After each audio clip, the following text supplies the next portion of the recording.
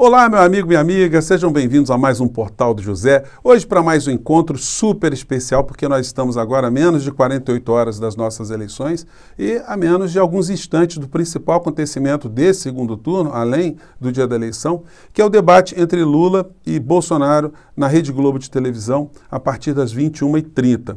Muitas pessoas estão nutrindo muitas expectativas e nós todos ficamos com um grau de ansiedade muito elevado, né? Porque nós estamos aqui o tempo todo lutando contra essa situação toda que se abateu sobre o Brasil, essa ameaça da gente ter essa gente ainda governando o nosso país por mais 4 anos. Então é natural que a gente fique num estado de ânimo muito instável, né? A gente quer tirar da tomada a nossa ansiedade, da tomada dos 220, aguardar esse debate e torcer para o nosso candidato, aquele que representa as forças progressistas, as forças da democracia, da civilização, se dar muito bem no confronto contra o representante do atraso, da barbárie, da insanidade, da falta de educação, da falta de civilidade, do falta de amor ao ser humano, de falta de respeito com o nosso país, a nossa pátria, enfim. São muitas coisas que deixam a gente absolutamente indignados diante dessa situação e a gente quer ver mudanças. Pois bem, eu quero conversar com vocês hoje sobre algumas técnicas que se usa em tribunal do júri e que certamente poderiam ser utilizadas nesse debate logo mais. Infelizmente, né, fica muito difícil a gente ter um contato assim com a assessoria do ex-presidente Lula para tentar jogar algumas questões e nem é oportuno agora, porque durante esse processo todo foi uma caminhada repleta de ensinamentos, porque o lado que Bolsonaro está representando, ele trouxe para a nossa vivência política uma situação que a gente nunca tinha vivenciado. Situações que até o ex-presidente Lula se chocou, que é a falta de educação, a falta de princípio, o descaramento de contar mentiras de uma forma absolutamente reiterada. São coisas verdadeiramente assustadoras. Então, como é que você enfrenta uma situação como essa? Quando você aprendeu ao longo da sua vida inteira respeitar determinados padrões, de repente você lida com alguém que não respeita esses padrões. Ou você desce a esse nível para poder responder na mesma moeda, ou então você acaba ficando com algumas situações desfavoráveis. Pois bem, mas o que é que pode acontecer, o que a gente pode esperar e o que pode se desenhar depois desse debate? Vou conversar com vocês sobre algumas hipóteses, sobre algumas situações que a gente já conhece, mas antes de mais nada, se você está chegando agora ao nosso portal, quero convidar você a se inscrever, você que é muito bem-vindo, conheça os nossos outros vídeos, compartilhe. É uma forma de você atuar nesse processo, você ajudar outras pessoas a despertarem alguma coisa aqui, outra colar, mexer com a mente e com o coração das pessoas que você puder tocar, né? Então, se você gostar, também dê o seu joinha, mande seus comentários e vamos seguir em frente. Gente, essa ansiedade que todas as pessoas que estão tendo nesse momento, ela parece muito com a ansiedade natural de grupamentos sociais, né, de povos que estão aguardando, por exemplo, um representante do seu país numa disputa esportiva com outro representante de outro país. Durante um campeonato, tudo que foi feito, e já pôde ser feito, foi feito. Então agora é aguardar a decisão. Então o momento é de relaxar, o momento é de dar uma respirada, de haver agora uma concentração. E a gente percebe isso nas redes sociais de uma maneira geral. Em todo mundo que tem programa na internet, tem os seus canais, todo mundo está assim com essa interrogação. Querendo saber se tudo aquilo que nós fizemos ao longo desses anos ajudou a gente reverter esse processo de insanidade aqui no nosso país. Eu quero agradecer a todos vocês, antes de mais nada também, né, por estarem aqui. Eu, quando criei o Portal do José, logo alguns meses depois do Bolsonaro ter sido eleito, eu fiz isso porque eu achei que era importante vir para esse debate diante de tantas coisas que eu estava vendo. Eu estava dando aula em faculdades e vi alguns alunos meus dizendo coisas que eu nunca tinha visto, alunos desrespeitarem professores, alunos falarem coisas absurdas, né? Isso me chamou muita atenção quando eu fui ver a causa disso. A causa estava aqui na internet de uma maneira geral, as teorias conspiratórias que já estavam mexendo com muitas pessoas. Eu achei que era dever vir para esse embate e, para minha total satisfação, eu estou aqui com vocês, muita gente conectada. Isso está sendo uma experiência muito bacana, muito edificante. Eu acho que a gente vai crescer mais, a gente vai chegar a mais pessoas. Pois bem, eu não podia deixar de fazer esse registro. Agora vamos entrar aqui aos assuntos objetivos. Bom, gente, Todas as falcatruas que foram utilizadas pelo governo Bolsonaro para que ele conseguisse se viabilizar, elas foram lançadas, as possíveis, as inimagináveis, as absurdas, todas elas foram utilizadas. E agora, na reta final, como o Bolsonaro e a sua campanha, eles perceberam que as coisas não vingaram, não funcionaram como eles achavam que iriam funcionar, eles vão apelando a cada dia com mais coisas. Servidor do TSE muda a versão e diz que apenas alertou falha na suspensão de programas. Isso tem a ver com as coisas relacionadas à suposta fraude, o não envio de programas do Bolsonaro para rádios no nosso país. Isso já foi totalmente desmantelado. O Bolsonaro ontem na live dele ele não falou absolutamente nada, não tocou nesse assunto, já mudou. E tem mais, as pessoas que levantaram isso vão ser processadas criminalmente. E aí o Bolsonaro vai ter na campanha dele situações que durante o mandato não prejudicaram, porque ele tinha blindagem total dos grandes veículos de comunicação. Guedes podia ser apanhado com 10 milhões de dólares, 20 milhões de dólares, 50 milhões de dólares em paraísos fiscais, que ninguém ia se lembrar dele. Ele poderia ser apontado como o corrupto na Operação Greenfield por ter lesado servidores da Previ, do Banco do Brasil, da Caixa Econômica Federal, enfim, das estatais brasileiras, que não acontecia nada. Ele podia falar as maiores mentiras, que o gás ia baixar, enfim, o choque da energia barata, toda essa mentirada, a reforma da Previdência ia gerar emprego, que nada ia acontecer e não aconteceu mesmo. Mas agora, às vésperas da campanha, quando os seus freios inibitórios vão ficando para lá, né, ele vai causando problemas para a campanha de Bolsonaro. Ele vai soltando algumas dessas aqui. Nós roubamos menos. Falas de Paulo Guedes viram problema para Bolsonaro. Ah, o senhor rouba menos, senhor Paulo Guedes? O senhor que foi assessor, né, trabalhou no governo Pinochet, um assassino, um bandido, um criminoso, um ladrão, um corrupto que foi, depois de morto, se descobriu a montanha de dinheiro que ele tinha colocado fora do Chile. O senhor vem falar em roubamos menos? Há controvérsias. O senhor pilotou os fundos de pensão que deram muitos prejuízos aqui no nosso país e o governo Bolsonaro fica dizendo que isso foi coisa do PT.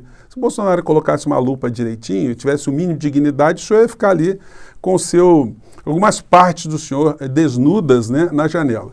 E o Josias de Souza, na coluna dele, diz isso. QG de Bolsonaro diz que Guedes é quinta coluna e estragou o segundo turno. Quinta coluna é uma espécie de traidor, né? Pois bem, e aí vamos entrando aqui, vamos deixar essa gente fazendo essas patifarias, as Robertos Jeffersagens, né, de lado, e vamos agora aqui para algumas questões de hoje. Debate da Globo: Lula pode levar Janones ao estúdio para irritar Bolsonaro. Seria uma coisa interessante, né? Deputado que tem fustigado o bolsonarismo nas redes sociais vai funcionar como antídoto à presença de Sérgio Moro, que é uma situação absolutamente deplorável, Sérgio Moro simplesmente aparecer nesse processo ao lado de Bolsonaro, né? Gente, aqui é uma cena do debate na Bandeirantes.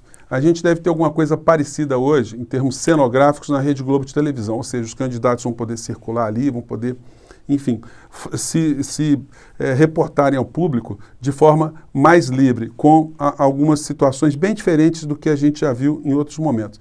Nesse tipo de embate, gente, a cenografia, o ambiente, ele é muito parecido com aquilo que acontece no tribunal do júri. No tribunal do júri você tem um fato, há uma dúvida sobre o cometimento do crime, se o autor cometeu mesmo, se ele deve ser inocentado, enfim, quem vai julgar é o júri popular. E as pessoas que estão ali na exposição das suas verdades, não basta apenas que elas digam aquilo que elas viram, as perícias. Não, é necessário você imprimir emoção, você mostrar para aquelas pessoas como elas reagiriam se elas estivessem no lugar daquelas pessoas que foram envolvidas ali naquele crime, naquela tragédia. Isso é fundamental. E hoje vai ser mais ou menos assim também.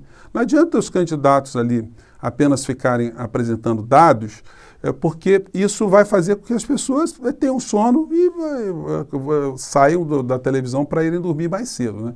Provavelmente isso não vai acontecer, porque nós estamos ali numa situação onde existe um lado civilizado que usa as regras da civilização, da educação, da cordialidade, do respeito ao público, e tem o outro lado que não respeita absolutamente nada, que não tem limite, que não tem nenhum tipo de senso do ridículo, não tem nenhum senso de respeitar a verdade, de respeitar o telespectador, de respeitar as pessoas que defendem determinados valores, que têm a sua fé, têm a sua religião, enfim.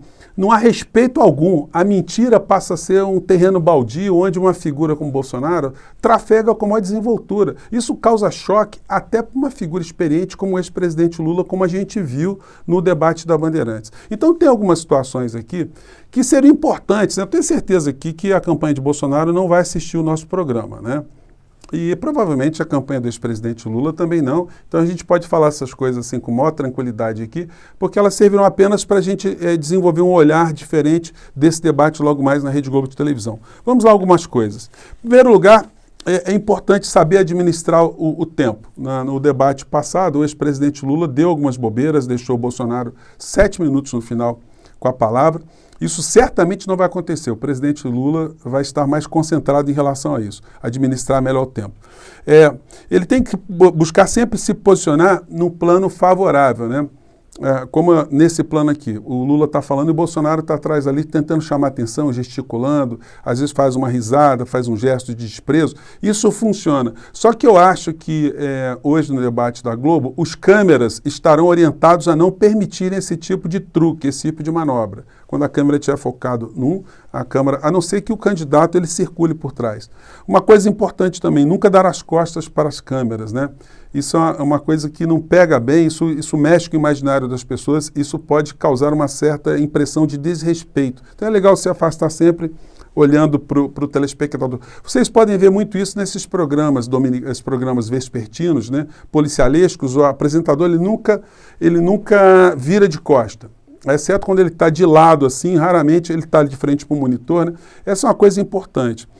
Evitar fazer gestos repetitivos, mexer na caneta, tirar a caneta do bolso, pega lenço, bota no bolso, porque isso transmite uma certa insegurança, um certo nervosismo, né? E quando falar de alguma coisa errada, jamais apontar para si, né? Você não aponta para si, do tipo assim, nós somos acusados de roubo. Não tem, assim, são coisas assim que são pequenos detalhes. Vamos ver, eu tenho certeza que a assessoria do ex-presidente Lula deve ter passado para ele uma série de situações com base no último debate. Usar tratamento respeitoso, como chamar o Bolsonaro de senhor, não é chamar de você, de tu, enfim. Porque o cara que a gente está querendo buscar votos, ele tem que perceber que Lula é um cara civilizado, que o Lula usa um tratamento respeitoso, que ele está dentro desse campo. Então isso funciona também. Você é adversário, você não é inimigo da criatura, embora o Bolsonaro, em certas situações, devesse ser considerado como inimigo, não só de Lula, mas do Brasil, da civilização do planeta Terra, né, da humanidade. Responder questões morais sempre com a mesma intensidade. Levantou questão moral, então o Lula tem que ir também na mesma jugular. Quando o Bolsonaro vem com aquela patifaria, você foi amigo, admirador de Fidel Castro, de Noriega, sei lá, de qualquer personagem, né, de qualquer canto do mundo, o Lula tem que lembrar que foi o Bolsonaro que fez homenagem a Pinochet, um assassino, um ladrão, um torturador, um corrupto que assaltou o povo do Chile. A gente tem que lembrar, o Lula teria que lembrar, que Bolsonaro faz elogio ao Alfredo Stroessner, um pedófilo, o maior pedófilo que se tem conhecimento na história do planeta Terra. E o Bolsonaro sabia disso, ainda elogiou o tal pedófilo. Outras coisas, pode falar de vários assessores, de várias criaturas que estão no entorno do Bolsonaro. Isso não é uma coisa muito elegante, não é uma coisa que nós faríamos de uma maneira geral. Mas é importante você, às vezes, salientar que você está atento a essas situações, que você poderá levantá-las a qualquer instante. Nós vimos num debate no primeiro turno, o Bolsonaro levantar uma questão ali e tomou uma atropelada violenta, sendo acusado de uma pessoa que foi corruptora, das suas ex-esposas e dos seus filhos também. E o Bolsonaro entubou, ficou caladinho, não falou absolutamente nada, mudou de assunto. Então, muitas vezes são necessárias algumas atitudes como essas aqui, né? Bom, mostrar incoerência moral do Bolsonaro. Tem uma coisa muito importante. Coerência moral aonde? Em todos os campos. Peça para o Bolsonaro, presidente Lula, que ele recite 5 versículos bíblicos. É um homem que diz que segue Deus, que é cristão. Peça para ele recitar. Quais são os versículos que ele conhece? Quais são os que ele segue? Quais foram as instituições de caridade que Bolsonaro fez alguma coisa na vida? Ele já foi a um lar de idosos, um lar de crianças. Ele, durante a pandemia, onde é que ele foi? Ele que disse que no último debate tinha ido a um hospital. Qual hospital? Ele está mentindo. O senhor está mentindo. O senhor nunca foi a hospital nenhum. Que hospital o senhor foi? Não tem uma fotografia, não tem um registro. O senhor quer convencer o povo brasileiro que o senhor, durante a pandemia, que jogou as pessoas à morte, que o senhor fez um desprezo absoluto ao cidadão, o senhor está indo visitar o hospital secretamente?